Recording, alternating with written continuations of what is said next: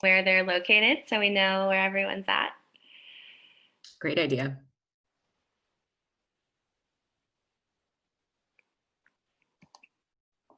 Awesome. So please don't be shy. Yeah, pop in the chat where you guys are from and where you're tuning in from.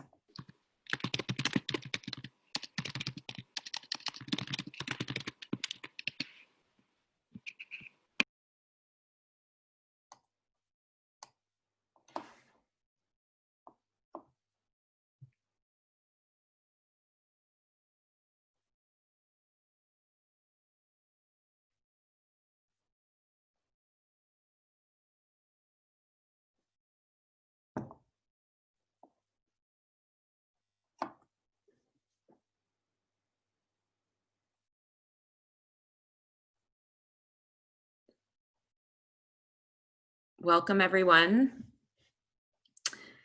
It's 8:01, and I know we have a lot to get to. I know we still have some folks that are going to join, but I think that we should get started because we have a packed agenda. So thank you all for joining bright and early if you're on the West Coast. I'm Veronica White. I'm so excited to have you all here today, and I'm thrilled to be joined by our panelists, Liz Best and Emily Cunningham. They are going to provide you guys with some incredible content today. I've seen the deck. We're going to go over how to amplify your job search in the impact space, how recruiters use LinkedIn and how you can maximize your profile even if you're not in the job search right now, and really how to create your personal brand. So just some quick Zoom etiquette reminders. You can be in the active speaker view. Please keep yourself on mute, and you can type questions in the chat box because we're going to have a Q&A at the end. So quick intro about Net Impact San Francisco. If you're not familiar, we are a professional networking group for sustainability and social impact professionals. We really support people who are using business as a positive platform for change. And we do that through monthly events and our newsletter and our content that we put out online. And there's 4,000 members in the Bay Area. So let's introduce our amazing panelists today. I'm Veronica White. I am on the board of Net Impact San Francisco, and I have spent my entire career in the impact space, focused on communications and marketing, spent a long time at Edelman and most recently at salesforce.org, and couldn't be more excited to have these experts here with us today. So Liz, I'll kick it over to you. Amazing. Thanks so much, Veronica.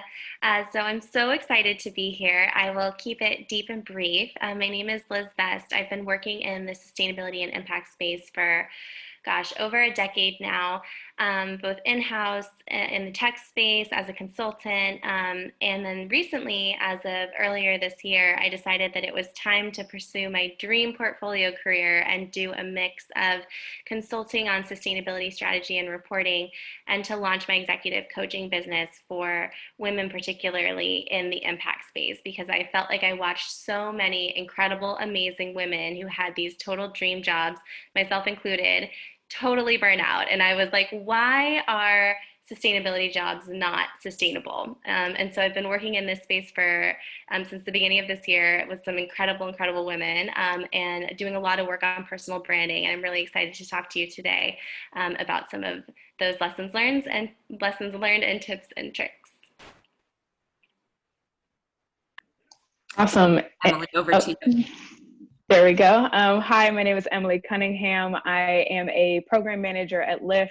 My workspace is all things engagement, talent development, and culture and community within workspaces, and I'm at Lyft doing that right now. I'm in front of you all today because I'm super passionate about social networking for professional uses. I once lurked at LinkedIn for a few years, and I've done things like this kind of presentation many times. And I was also a recruiter at LinkedIn and use LinkedIn's recruiting products, know them inside and out. So I am here to let you in on a little bit of the secret sauce and how to wring out all the value that there is to be had in tools that are like LinkedIn, and just generally personal branding. So I'm really thrilled to have the opportunity to chat with you all today. Great, thank you both. All right, let's get started. Thank you. So I thought it might be helpful for us to start with just clarifying kind of what we're even talking about when we talk about the impact career space. So really broke it out into a wide range of roles, and this is not exhaustive by any stretch of the imagination, but there are so many different ways that you can be a quote unquote sustainability professional, as I imagine many of you on the call know. And so when we're talking about the impact space, we're talking about everything from like the communications, marketing, branding, reporting type roles that are directly related to sustainability and impact. We're also talking about supply chain or program and project management. We're talking about the philanthropic space. So people who are working for foundations, people who are doing community engagement. There's obviously like the whole consulting world, right? So you could be doing management consulting either for profit or not for profit, or you could be an internal consultant at your company. We're also talking about D&I positions, the people who really hold the like Jill of all trades role, so people who are kind of managing the umbrella of sustainability, whether that's like also including reporting, also including strategy, but really the people who wear a whole lot of different hats. There are a lot of positions that are very stakeholder engagement focused, whether that's in the title or not. And then there's the academic space of people who are doing research on how companies are reporting on sustainability issues or how companies can make an impact. There's the activist NGO space, people who are really trying to get companies to make progress faster or adopt new issues. Then there's like the super in the weeds environmental piece of doing greenhouse gas emissions reporting, or looking at energy efficiency. And then there's the employee piece. So just wanted to give you a sense for anyone who's new to this space, like we're talking about all of these positions and a whole bunch of other kind of job titles that are not necessarily named here.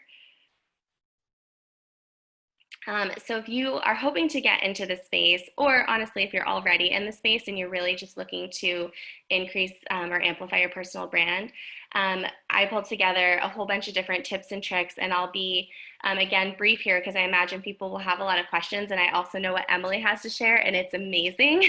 So I'll go through this again pretty quickly, but the way that I think about the job search is really breaking it up into kind of 4 different pieces, kind of like a 4-part thing. And part 1 is really figuring out 1, who you are, and 2, what you want. And it sounds simple, but if you don't know who you are and you don't know what you want, it's very hard to find a job. And so there are a lot of different exercises that you can do that will help you kind of in clarifying that, and then also further refining your vocabulary of how you talk about who you are and what you want. So figuring out what your values are, what's important to you. If you could only choose one personal value, what is it? Figuring out your strengths. If you're on this webinar right now and you haven't done StrengthsFinder, I absolutely love StrengthsFinder as a tool. It gives you a really great vocabulary for talking about what you bring to the table, and it also helps you figure out what you can excel at with ease. Crafting your personal mission statement is something we'll talk about a little bit later, but that can be really helpful too, just in terms of encapsulating in a nutshell who you are and what you're trying to do on this planet. Figuring out how to tell your story. I think it can be really helpful to figure out like what are the key moments in your professional journey that were pivot points, so that you kind of, when someone says, tell me about yourself, you can go back to one of those moments and kind of start there and tell the story of how you got started on the path that you're on today. Imagining your legacy. I love thinking about and considering what would be your Oprah introduction. If Oprah was still on TV and she was introducing you in 10 or 15 years, what's your Oprah intro? And figuring out your brand pillars can also be a part of that, and that's something we'll talk about later as well. And then figuring out, again, what it is that you want. Where do you want to go? What kind of role do you want? It can be a list, but it's a good idea to have a pretty clear list of what exactly it is that you want to do. I'll be quick on the developing your collateral piece because, again, I think Emily has some really awesome insight to share here. But writing cover letters that quote unquote seal the deal. The number one cover letter mistake that I see people make over and over, smart people, is they make their cover letters all about themselves and not about the person who's reading it. So if I had one cover letter tip, like think about your audience. There should be almost, if not more, yous in your cover letter as I's. It just makes for a much more engaging cover letter. Building your resume, upping your LinkedIn game. Again, that's something Emily will speak to. Deciding whether a personal website is something that serves you. I'll show you a couple awesome examples of personal websites later. It may not be something that you need, but if part of your job is creating and communicating beautiful things, then it can be a really helpful asset in your job search. And then asking for social proof. LinkedIn recommendations are an amazing tool, and having testimonials and people who are willing to speak to what you can do is something that it's really great to have going into the job search, as opposed to like in the moment when you're like so excited and you get to the point that someone asks you for a referral and you're like, oh, who do I ask? So I think that can also be a helpful piece of pulling together your overall package. And we'll spend a little bit less time on these today, but then once you have all that stuff, really creating your job search and networking strategy. The number one tip that I give to people who are job searching is just do one thing a day. It can be really daunting if you're like, I want to find a new job and that's what I'm doing today. It's really hard to feel successful if that's the goal. But if the goal is like, I'm going to reach out to one person on LinkedIn, or I'm going to apply to one job, or I'm going to have one informational coffee, like that feels much more attainable. And so if nothing else, just figure out what's one teeny tiny thing that you can try to do every weekday to feel like you're moving forward. Figure out what your non-negotiables are. If you are absolutely not leaving California, or you're not leaving the West Coast, or you have to make a certain amount of money, I think it'd be really helpful to figure those out going in, so you don't find yourself in a situation where you're interviewing for something and something doesn't align and then you're having an existential crisis over whether or not you want to take it. I think recruiters also appreciate knowing that stuff up front. Create a watch list. So figure out where you want to work, and where the jobs that you want are showing up, and make it easy for yourself so that when you're ready to like spend some time researching open positions, you can just kind of go exactly to the bookmark pages that you know that they might live. Conducting outreach is a huge one. Obviously, in 2020, everything we ever knew about networking is now irrelevant, and we're all figuring this out again anew. But reaching out to your network can be such a powerful tool. People want to help you, and if you reach out to someone and you don't hear back, it probably has nothing to do with you. But really tapping your network, I think, especially as you get further into your career, can be so much more helpful in a lot of cases than just sending out kind of cold job applications. Impressing in your informational interviews. This is a big one. If you're going to ask someone for their time, be prepared and do your homework. I've given informational interviews to people who I am still in touch with, who I have been so impressed by. And really the difference was that they came in with a very clear, like, here's what I want to talk to you about. Here's how I would love to stay in touch. And they made it easy for me. And then following up.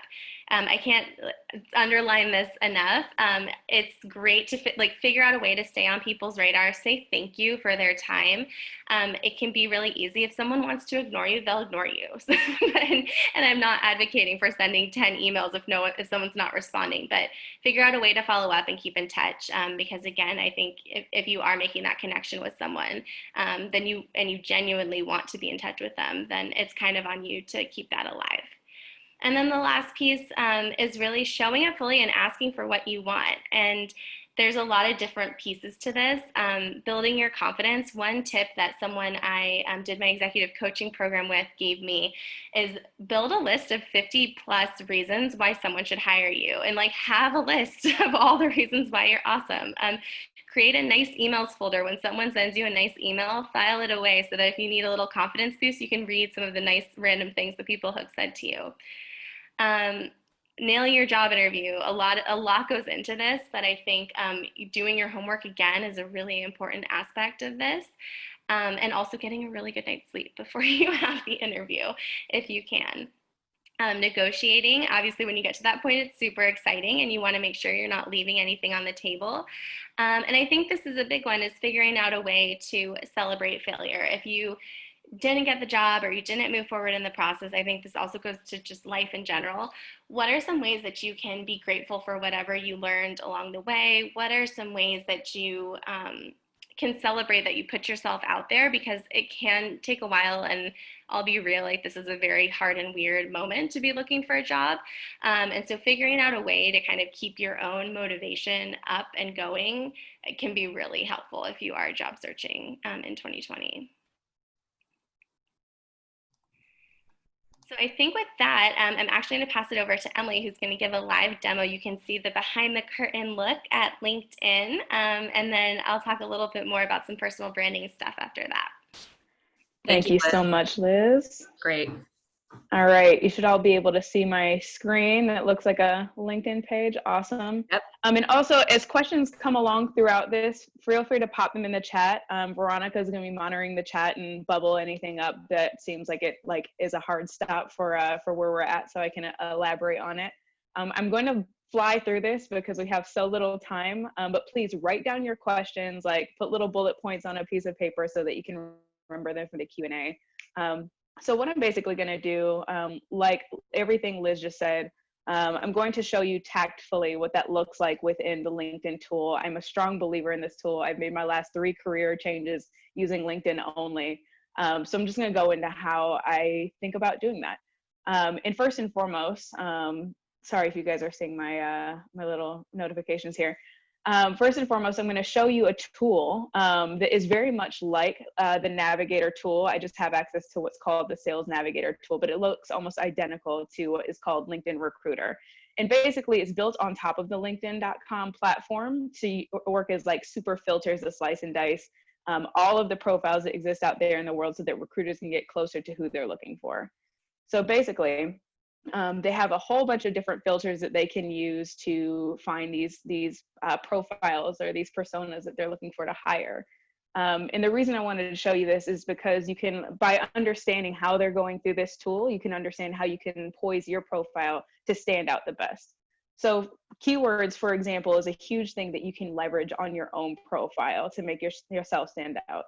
So let's say I'm a recruiter and I'm looking for a community development professional, or I'm looking for a community engagement professional. Forgive me, I'm typing slowly. Or let's say corporate social responsibility. All right, cool.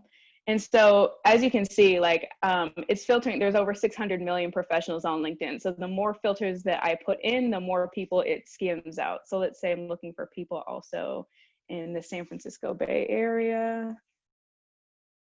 And so I've gotten down to 46,000. Let's say I also want to find somebody who is more senior in their role and somebody who has about 5 years of experience, 3 to 5 years. So that gives me just over 1,000 results, which recruiters go through pretty easily. And so there's a secret sauce algorithm that elevates these people through the search result. And I have no idea what that is. I'm not an infrastructure engineer, but what I can tell you is that they also have some of these little alerts up here. And some of the things that show in the recruiter tool are people who have been in their job for at least a year, people who've indicated on their profile that they're open to a new opportunity, they're looking for a new opportunity, and other things like that. So by using these types of keywords and these key like senior 3 to 5 years, things like that, this recruiter would have been able to find Tyler and Amar in Deep, for example. So now that you've seen this, I'm going to go ahead and bounce back over to my profile and show you how this might work in your profile. So handful of things that you need to know about how to like set those keywords apart. First and foremost, obviously you want a name in your picture. I hope that this is standard. For that Sales Navigator result, the LinkedIn Recruiter result, people who don't have pictures are 5 times less likely to be clicked on. So it does put you in a good position to have a picture and obviously your name, but even things like this is called the headline. Not only does this help you to like synthesize your message and what you want to present to the world, but it gives that little staple, something that clicks or that like will show people why you should click on their profile. Corporate responsibility manager, that's what I was looking for. So let me go ahead and click on Tyler.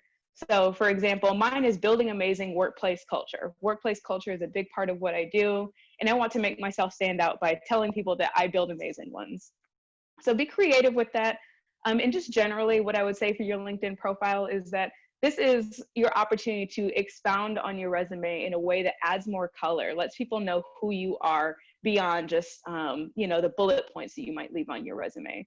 And to add to that, even your about section, your summary. What I've done in my about section is that I've created a personal mission statement so that people can understand like why I might be reaching out about a certain role or a relationship or what have you. And it inspires people and makes them excited about what it is that I am looking to do in my life. I talk about how my mission statement is manifesting in my life, and also some like fun facts about me in case there's any kind of place that I might connect with somebody outside of my work things. Like I'm a football fan, I like to run and I like to cook, things like that, in case there's any connective tissue that I might build with people there. So I would highly recommend being thoughtful about how you might appeal to people and sell yourself just as an individual in your about or summary section. Beyond this are pretty standard things, but I would like to add a little bit of information. So your experience, obviously you want to list all of the jobs that you've had, not only because it builds your credibility, but also because these are more opportunities to insert those keywords, again, that the recruiter would be filtering out for. And for that reason, I choose to write small paragraphs. A lot of people ask me, do I put bullet points here? Do I write a whole big old paragraph? The answer is it's really up to you, whatever feels right to you. But remember, this is your chance to tell your story. So what I've done with each of my experiences is that I've written what I do and what impact I have. So when I was at Microsoft, what I did, some of my key impacts. When I was at LinkedIn, what I did, some of my key impacts. So this tells people that not only am I able to measure my impact, but also like it gives a little more detail about like what I felt like my biggest accomplishments were there beyond just like the day-to-day small kind of tasks. So I think, I say again, be creative about how you think about your experience and how you tell that story. And even if you're like myself, I've bounced around so many different companies and different types of titles. I use this opportunity. I threaded all of these experiences together, not only through these experiences and how I detailed them, but also again through that summary. Like, look, I know my profile is confusing, but look, it all makes sense if you look at it as somebody who's passionate about community and engagement and things like that. And then obviously your education and any certifications that you have, please do add that and be colorful about it again. And like Liz was mentioning, recommendations, like the social currency that is somebody vouching for you is a really big deal. I need to go myself and ask some of my old bosses for recommendations because I know I did a knockout job, but just having somebody again to build your brand there is a big deal. So I'll go ahead and move off of the profile because hopefully this is somewhat self-explanatory. But one thing that I will say that will set yourself apart, and Veronica, were you going to say something? I just have one question that might be helpful for folks, Emily. So what's your recommendation if people have work that they want to showcase and there's a link? You know how you can yes, link up? absolutely. Yep, for sure. Highly recommend doing that. I wish that I had more like content to tag to mine. You just click this little pencil button and you can upload media here. So you can add a link. Definitely recommend doing that. Again, if there's any like website or page or a blog post that talks about what you've contributed or what have you, please by all means do that. This is what we call creating stickiness on your page. The more things that there is to pop out tabs, you've created more reasons for somebody to linger onto your profile page. And that is what we want. And so also, like I was mentioning, in this little page here, again, this is a different tool, so it shows sales insights, but in the recruiter tool, it shows people who've indicated that they are open to opportunities. So you would do that by clicking here, show recruiters that you're open to work. And you would just add if you're immediately available or whether you're just casually browsing, what kind of opportunities. And then you say whether or not you want all people to see this or just recruiters only. I would say that if you were only passively looking, I would just put this with a share recruiters only so that nobody in your company comes across it and says that, hey, Emily doesn't actually want to work here anymore. So yeah, I'll stop on that with just the profile generally. And now I want to move on to just talking about building your personal brand generally outside of just your LinkedIn page. And one of the ways to do that is by being a thought leader. And so I've done a small example. This is something I personally want to do more of. So I'm telling you, do as I say, not as I do. But what you can do is create an article or even a post, and just talk a little bit about your knowledge on something. So for example, a way that I did this is that I created an event while I was at LinkedIn that helped to like diversify our candidate pool. And so I wrote about that and how we thought about it, how we designed it, blah, blah, blah. And the engagement was kind of crazy. Within the first 3 days, I had like over these 1,300 views. And these views of this post turned into views under my profile. And from this post, I had so many people reaching out to me, not only just about jobs, but also like, can you consult? Is there something that we can bring you in for? We would love to have you talk here, blah, blah, blah. Like just by writing this one post, it's a super short post that you click into. I think it's like 4 paragraphs long. But the fact that I was able to establish myself as being knowledgeable about this did a really big favor for my career. And beyond just these views of the post translating to views in my profile, you'll see I got 113 likes on it. And whenever somebody likes something on LinkedIn, it goes onto their homepage. So let's say if Veronica liked my post, it would now show up on the followers of all of Veronica's people. And if one of Veronica's people liked the post, all of their people would see it. So you're amplifying your reach by way of just creating more content and being interactive and engaging with your LinkedIn tools, be it an article, a post. And I will say, even just getting on your homepage, something that I did when I was a recruiter and when I was in sales at LinkedIn, is just going through my homepage and liking and adding comments to things. Just because when somebody saw that I wrote, congratulations, Kahinde, she would now like click back onto my profile. Maybe somebody else in her thread would click on them and be like, oh, Emily, building amazing workplace culture. Let me see what she's up to. So it does help, even if it's just like once a day for 5 minutes, put a little sticky on your calendar for like 5 to 10 minutes to make sure that you're just engaging with stuff so that you're getting yourself out there. I would highly recommend it. And really quickly, I'm also going to jump into the jobs tool because some of you out there might be job seeking. So there is one really important thing that I would recommend people do here. So for example, I just did a search earlier that I'll just click on here, but I said community outreach and program management, for example. Let's say I put those into the keyword search and for the San Francisco Bay Area. So now that I've made this search, you can save your alert, or you can save a save search alert so that you will get an email every single day if you so choose, or even weekly. And if you're making a personal goal for yourself to reach out or apply it to 1 job a day or to 4 jobs a week, you will get this email alert that keeps these new openings top of mind so that you're aware when it's something hot off the press, a new job has become available. I would highly recommend it. I have just moved to London and I want to work in jobs in London. So I have a daily alert that comes to me about program manager roles in London, for example. Would highly recommend doing that as well as just a key tip. And then finally, the last thing I'll talk to is just messaging etiquette, and what has been proven to be most effective based on, again, our LinkedIn recruiters and LinkedIn salespeople. So when you're crafting a message, would highly recommend, I'll just create one to Nikita, for example. There's a few things that I would say when you're thinking about crafting a message. Brevity is the name of the game. LinkedIn has something that is called the 1 thumb rule. If it takes the reader more than 1 scroll of their thumb on their mobile device to read the message, it is not going to get read. So brevity is the name of the game. So what do you use with these 2 or so paragraphs that you have? You're definitely going to want to identify any connective tissue. So for example, Nikita is someone that I only met because I saw that she was living in the Bay Area when I was living in the Bay Area, and she also went to Howard University, which is my alma mater. So I reached out to her actually via LinkedIn. I was like, hey, I saw you went to Howard. I would love to connect. I'm interested in learning more about the Haas School of Business at California, Berkeley, for example. That was how I reached out to her. And for me to have created that connective tissue, and usually university alumni is a strong driver, like, oh, it's a fellow Bison, or it's a fellow Wolverine, or whatever. People are gonna be really amped to get back for that. So even if it's like, hey, we're both a part of Net Impact San Francisco, or hey, we both lived in Long Beach in the 90s, or whatever it is, creating that connective tissue really sparks something for people. Secondly, relevance. I would say, again, creating the why. Why am I reaching out to you? Why does it matter to you?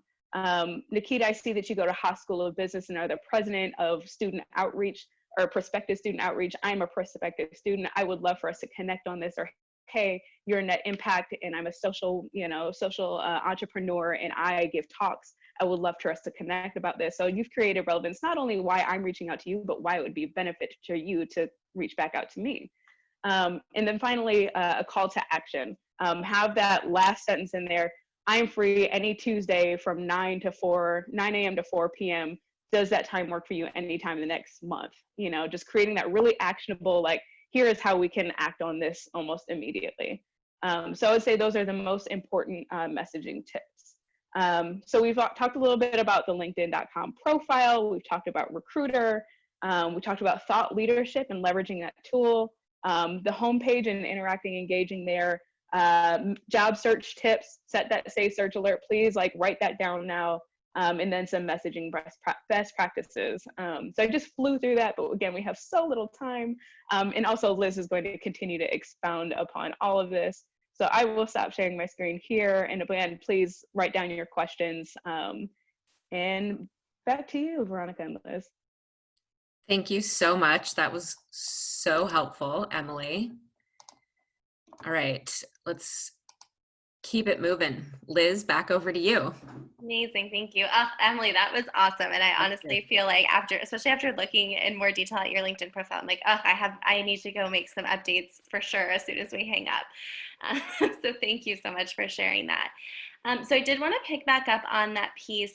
You shared your personal mission statement, which I think is such a beautiful way of tying together all of your different experiences and explaining how they fit into what you might try to do next. And so I wanted to give, and spoiler alert, this is like one of my probably most often given pieces of advice if someone's looking for job search advice, and it applies to so many things beyond a personal mission statement. But if you're sitting here thinking, I really want to create a personal mission statement, where do I start?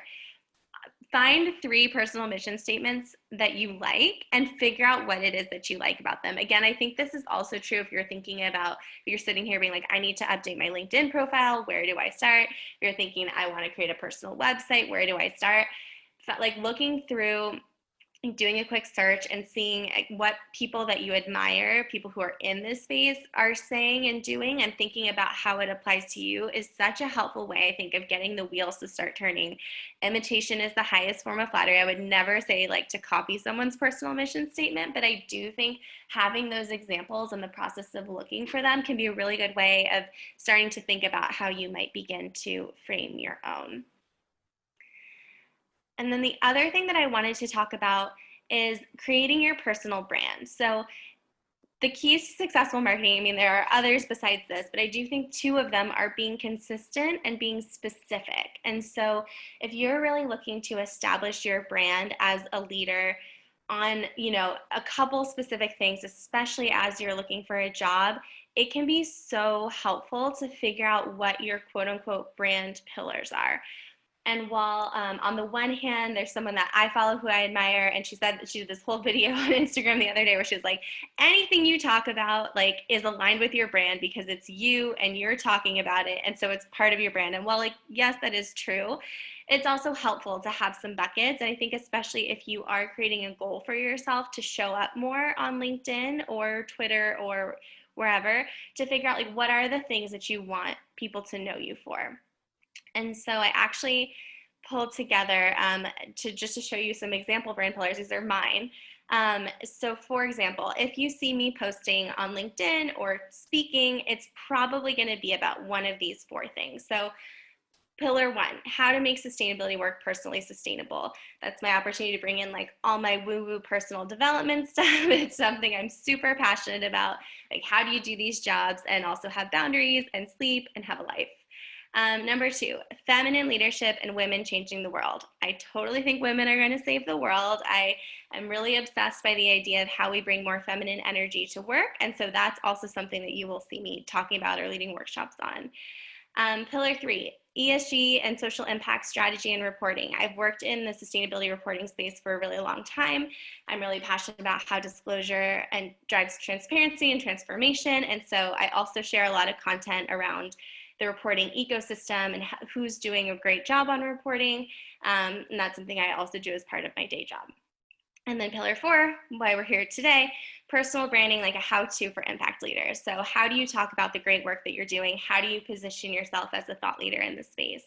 And so while certainly there are other things that I talk about online, chances are if you see content from me, it's probably going to be on one of these 4 things. And so I'd really encourage you, again, if you're thinking about increasing your thought leadership on LinkedIn or elsewhere, what are the things that you want people to know you for? And they don't all have to be work related, but what are the things that are consistently going to be part of your brand?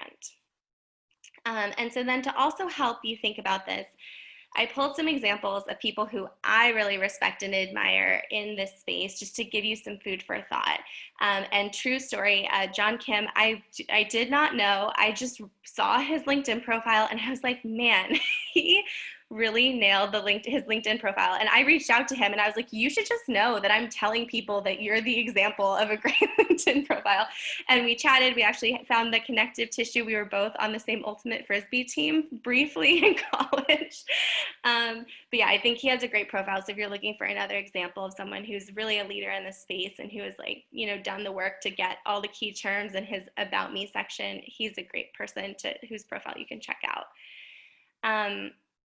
I also am putting Veronica on the spot, but she has an awesome personal website. And I think it's just a really great example of how you can pull together all of the work that you've done, especially if it's communications, marketing, branding oriented, into one space, and also like have a more human side to yourself that goes, and more beautiful human side to yourself that goes beyond your resume and your LinkedIn. I know for me, when I've interviewed for positions in the past before I was in my current role, my personal website was something that people brought up, and it was like, it was very flattering because it was like, they were like, oh, I spent time on your website, like let's talk about you doing yoga in the Amazon or whatever it was. But I think that can be a great way to really showcase what you can do. Ella, I see your comment. We did not sync up on matching fonts. It's a beautiful coincidence.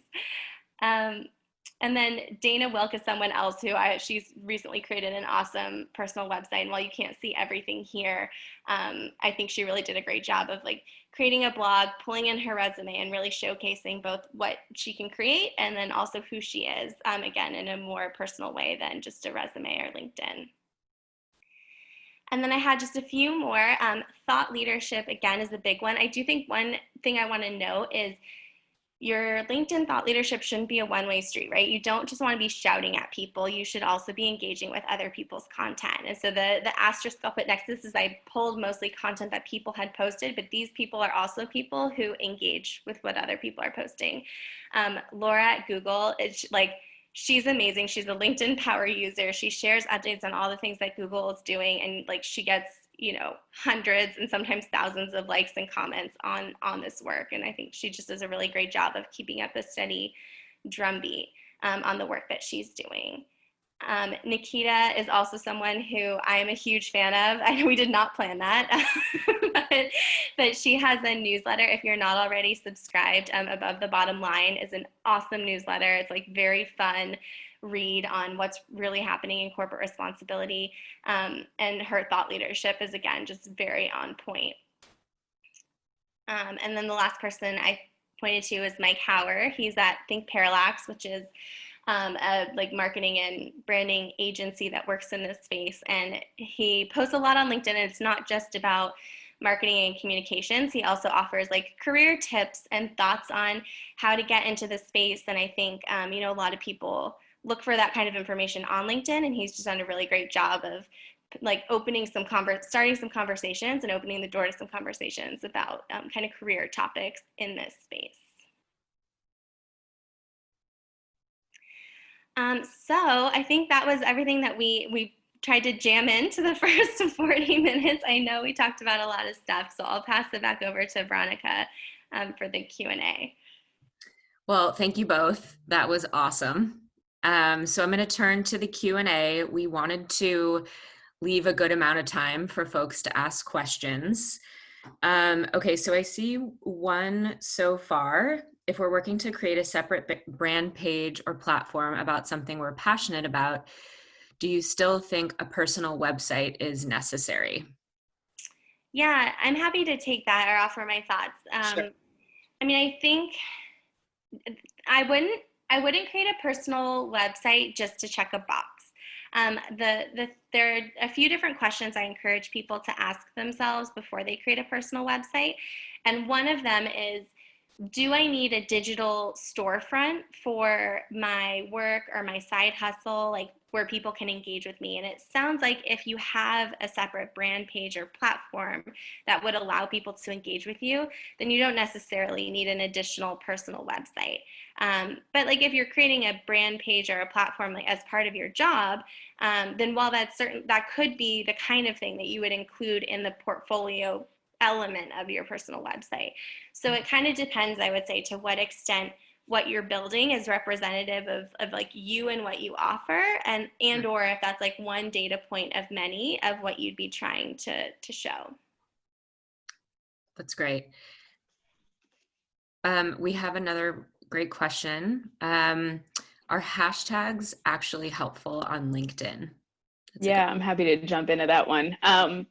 I would say there's some very helpful use cases for hashtags. So for example, I'll just give a personal example that I used in June.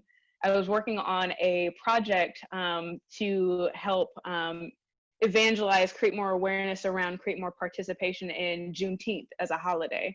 And I wanted to know what companies were participating or creating a corporate holiday around Juneteenth.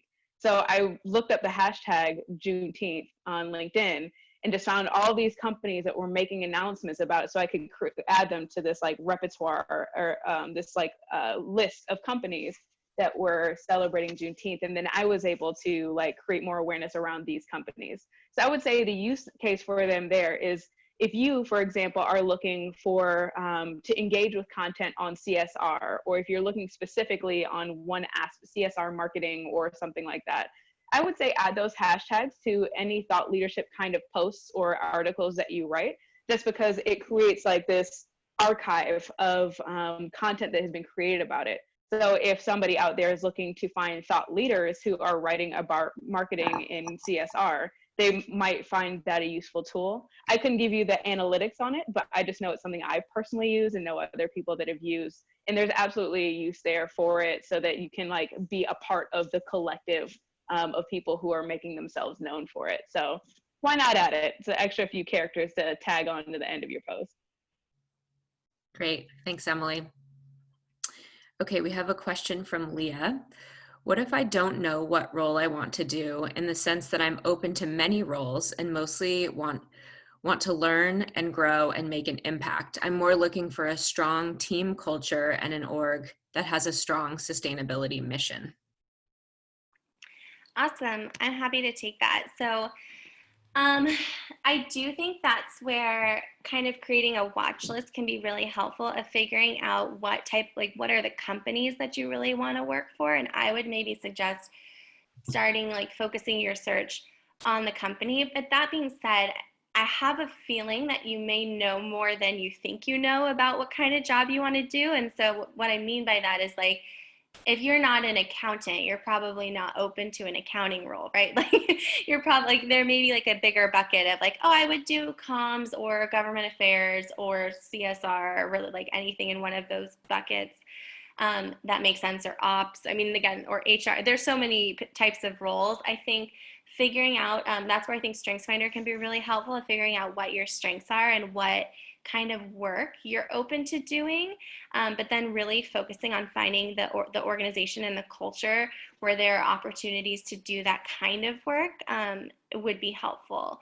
But I do think getting clear on some bigger buckets, and I think it's depending on where you are in your career, it totally makes sense, especially earlier on, to have some of those big buckets. But then focusing on where the organizations are that you would want to work is where I would suggest getting started. I don't know if either of you have other thoughts on that. Yeah, if I could jump in Yeah. on that, I think one thing that I found a lot of success in, again, avid career switcher here, I think the things that I've been on the lookout for are like what skills I know that I have and what things I know give me joy. Like what things would I actually want to do day to day and what things that I think I would be good at.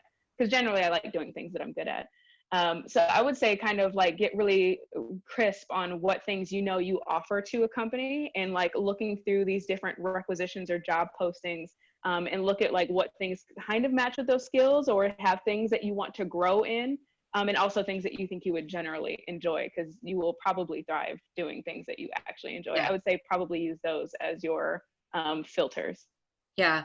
And I would also add on to that, once you've made that list of companies that you're interested in, this could be where you start reaching out to folks, because I think you need to talk to people inside the company to get a feel for the culture.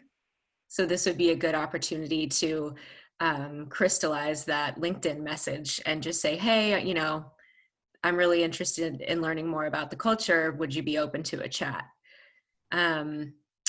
Okay, another question from Jacob. How important are skills and endorsements on LinkedIn? Do you want to take that, Emma?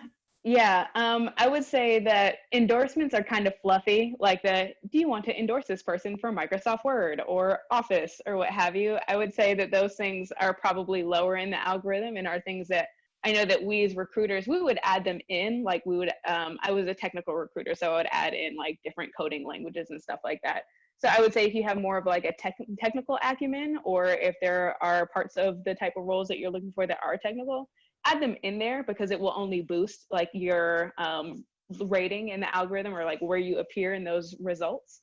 But that's more of like the skill side of things. I think endorsements are kind of fluffy. I wouldn't worry about seeking out endorsements for other people for things like Excel. And again, I would say the bigger point there is to elaborate on those skills and to have them appear within your experience. Because the more that they appear in those experiences that you list, the higher that you will be listed in those search results. So be sure to like elaborate on like where you use them in your career and how many years and things like that. Mm-hmm. Great. We have a question from Bridget. Are personal websites only beneficial for creatives or beneficial for all CSR and sustainability professionals? I can chime in on that. So Bridget, I had that same question before I built my website, and I was working with Liz actually. And so she just didn't, encourage me. I'm going to give you a plug, Liz, because we've been working together for several months. And I had that same question. I'm not a creative, I'm in communications and marketing. There is a creative aspect to that. And so I built my website because I'm looking for my next opportunity, and I wanted to have a place to showcase my writing and my PR, my media relations results. That's a big part of my background. And so I found it useful to just compile all of those things together. And when I'm having these conversations and people are like, oh, can you do messaging? Can you do PR? Are you a good writer? I simply just send them a link. And I've also built out some case studies to show people, some of the campaigns that I've worked on. So I would say 100% yes. And there's a way that you can figure out how to showcase your work in a way that it makes sense for your field and your background. Well, thank you so much for the plug, Veronica. I so appreciate it. And I would echo 100% what you said. I do think it depends on your job. So for example, if you are trying to be a supply chain auditor, or if you're trying to do greenhouse gas emissions inventories, maybe not. But I do think for a lot of sustainability and CSR roles, part of your job is, again, like this creating and communicating things for impact. And so if you have accomplishments, like Veronica's done amazing things that you want to showcase, and or if you want to demonstrate your ability to kind of like 100% self-motivated and self-driven create a project, right? That's not for your boss, but that's for yourself. I do think it can be a really helpful proof point in like, here's who I am and here's what I am capable of doing. And there are no guardrails, there's no brand guidelines. Like you get to decide what you want to build. And so I do think it can be a really helpful thing to point to for some of these roles, because communications is often an element of a lot of different impact positions. Perfect. Okay, we have another great question. Are LinkedIn job posts usually more updated than the company website postings. Should we apply on both platforms? I'm really glad you asked this question. Thank you, Ngozi. I think that there are two things to keep in mind. I think first and foremost, before I talk about LinkedIn job postings and company job postings, one, always seek a referral. Referrals are the number one way to ensure that your resume will be looked at. And I know that at least in the tech industry, I can't speak beyond that. A referral has to be made before the application for your application to be put into that referral pile that gets like, will it have a guaranteed view on it? So if you have anybody in your network that works in this company or has a connection in this company, please seek out a referral first. Sorry, just had to plug that while I had the opportunity. And secondly, I would say that it is probably more likely, and this is just intuition, that the company website will probably have the first new posting. However, LinkedIn has hired people to kind of like make sure that they're encouraging their companies to put them on their LinkedIn job or company page as well, just because that's how LinkedIn makes its money. So you can pretty much bet that like the jobs that they want or that they have like the highest volume for will also be available on LinkedIn. But I would definitely say if you are interested in a specific company or organization, to look at their company careers page to vet to see what like the most up-to-date thing is, just because LinkedIn generally is more of like the second or afterthought, if you will. But again, highly recommend scanning through your LinkedIn network to see if you can get a referral before submitting an application. Mm-hmm. Okay. Ella, LinkedIn job postings can also be more expensive than other websites. So post jobs for companies, if you're looking at nonprofits or small companies, they may not always be on LinkedIn. Yeah, that's great. Yep, I would highly recommend also being open to Indeed and a handful of other sites. So the company page is probably your number one source of truth for like seeing what the most open roles are. Yep. Okay, we have a question from Dylan. This is a really wild time to be applying and interviewing for roles given the impacts of COVID. Yes, 100% agree. Do you have any tips for navigating these waters? Are there any notable strategy changes compared to non-COVID times? I'm happy to take a first stab at that, but I welcome any Yeah. other perspectives on this. So, yes, this is a really wild time. I mean, honestly, this is a time where I feel like even I graduated in the last recession, and like, Yeah. this is still it's still unprecedented. It's still different. I don't feel like I learned like so many useful lessons from that apply now. But that being said, in terms of tips, so number one, I would say is I would say be more open to finding the right company or organization fit. Some of the advice that people gave me when I was starting out and wanted to get into sustainability, and there were no jobs in sustainability, almost everyone that I knew who got a sustainability manager role basically volunteered for that job for a long time in their current company. They got hired to do something, very specific, but that was adjacent but different. And they basically kind of played the long game. And I do think now more than ever is a time where if you do have other skills and you find an organization that seems like a great match and there's a job that you can do and they maybe don't have the opening that's the CSR sustainability dream job, I would say now more than ever is the time to be open to that, because I do think that the volume of positions that are open is just so different. And I think more broadly, also just being willing to be creative to the extent that you can be. I've seen a lot of people that I've been working with, like getting a lot of offers for more like part-time or contract opportunities, as opposed to there being an abundance of full-time positions. And so for people who are in a position in their life where they can take those opportunities, I do think because companies are a lot more risk averse in this moment, for hiring, that can be a really good way. I mean, that's basically an extended job interview, right? When you're doing that work with them. And so I think that can also be a way to get your foot in the door that you wouldn't otherwise. And then the last kind of tip or strategy change that I would recommend, again, I think I said this earlier, but I do think the power of your network and building your network. I think That was true pre-COVID. I think it's especially true now because the reality is when a lot of jobs, by the time they get posted on a website, people have known about them for a while usually. And you want to be the person who, when someone gets the email from someone in their network, like, hey, I'm looking for someone for this, you want to be the person that comes to mind. And so I think especially like as you get more experience and build out your network, like, but even if you don't have experience, like to build out your network, I think you want to really be spending that time investing in people and connections, because I do think that is oftentimes better spent than a cold application on a website. Mm-hmm. Yeah, I would agree with that. I think like finding the companies that you're really passionate about, even if there's no jobs, and trying to just make connections. And when talking to those connections, even saying like, look, I realize these are crazy times. I'm open to contract work. I'm open to project work. You just like, you're showcasing your interest. And once you speak with one person at the company, ask if there's anyone else that they can connect you with, because you just never know. But I think focusing on trying to make inroads at the companies that you're interested in is the most valuable. Totally. And actually, just one more thing to add to that, Veronica, I do think Yeah.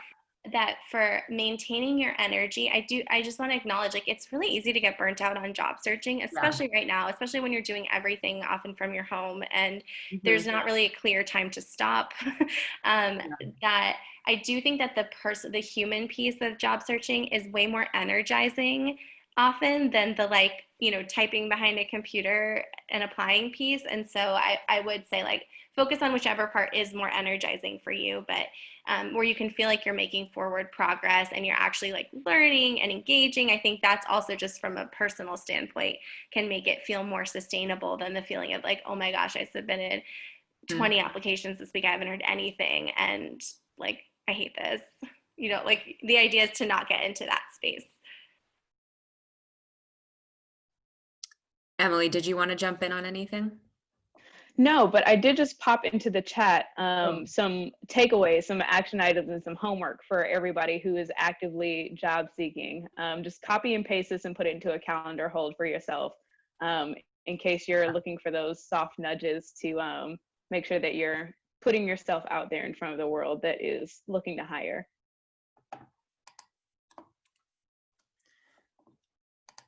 love that. Okay. Any final questions for our experts today?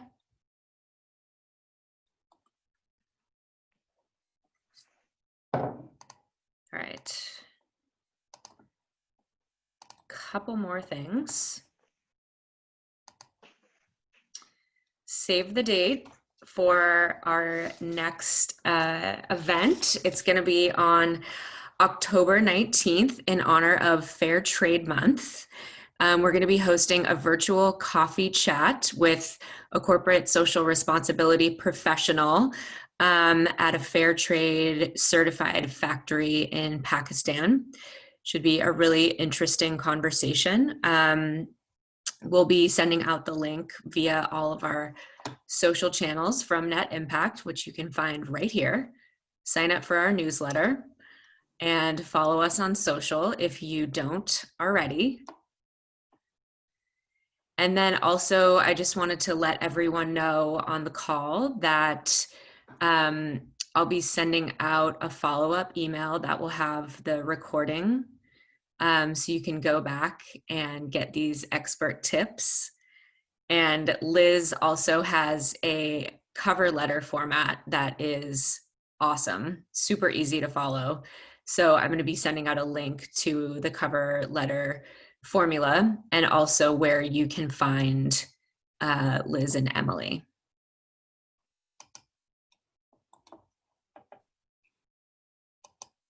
All right, let's see, is there anything else? Will a recording? Yes, I do have the recording. I recorded the whole thing, so you'll be able to find it.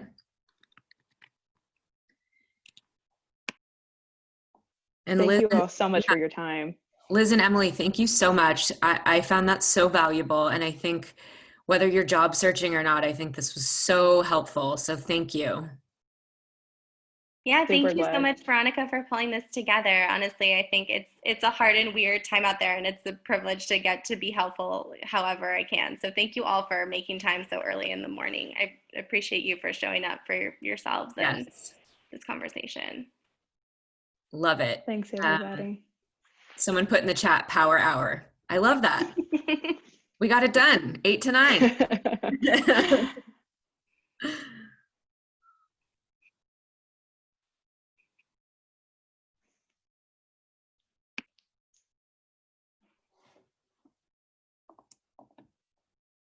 And we'll stay on the line if anybody has questions for our panelists for a couple minutes.